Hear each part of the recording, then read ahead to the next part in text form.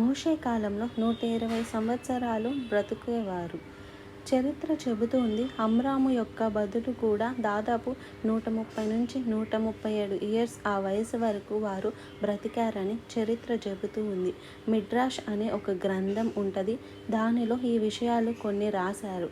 బైబిల్లో అయితే ఆ వివరాలు లేవు, కానీ అక్కడ అమ్రాము ఎకెబెదెలు ఏజ్ ప్రస్తావించబడింది.